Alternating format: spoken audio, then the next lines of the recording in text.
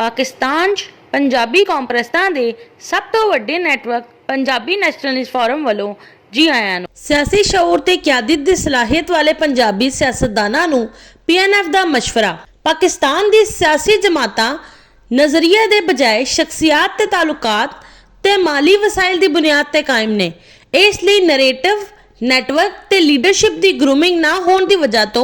सियासी जमातां दे बजाय सियासी प्राइवेट लिमिटेड कंपनियां बनिया हुई ने जो इन्हां कंपनियां दे मालकान अपनी सोच ते समझ दे मुताबिक चलाते ने ते अपने मफादात दे लई इस्तेमाल करते हैं, जबकि इस्टैबलिशमेंट दे इदारे कवायद ते जवाबित दी बुनियाद ते मंजम दे इस्टैबलिशमेंट दे अफराद पेशावराना अमूर च तरबियत याफ्ता ने। लिहाजा पाकिस्तान च जमहूरियत के बावजूद पाकिस्तान की हुकूमती अमूर इस्टैबलिशमेंट के मरहूने मिन्नत ने।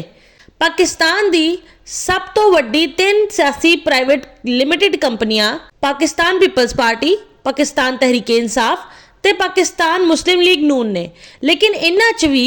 हुकूमती अमूर चलाने की अहलियत नहीं है ते ना मुस्तकबिल करीब च बशमूल पाकिस्तान मुस्लिम लीग नून, पाकिस्तान पीपल्स पार्टी ते पाकिस्तान तहरीक इंसाफ दे सियासी प्राइवेट लिमिटेड कंपनियां दे सियासी जमातां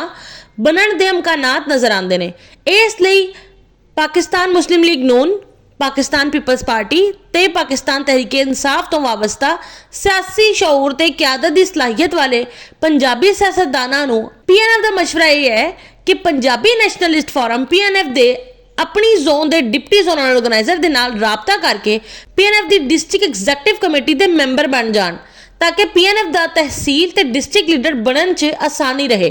ते PNF दे जोनल लीडर बनने की कोशिश कर सकन। अलबत्ता PNF की सेंट्रल लीडरशिप मुकम्मल हो जाने की वजह तो PNF च सेंट्रल लीडरशिप बनने की गुंजाइश नहीं रही है। पाकिस्तान च मुस्तकबिल की सियासत PNF के तर्ज से नैरेटिव ते नेटवर्क बना के लीडरशिप की ग्रूमिंग करने के बाद ही होया करेगी। इसलिए सियासी प्राइवेट लिमिटेड कंपनियां के मालकान नूं भी चाहिए है कि चूंकि सियासी प्राइवेट लिमिटेड कंपनियां की पाकिस्तान की सियासत च अहमियत नहीं रहनी, लिहाजा PNF के तर्ज से अपनी कंपनियां नूं मंजम करके सियासी जमातां बनने ते ध्यान देना शुरू कर देण।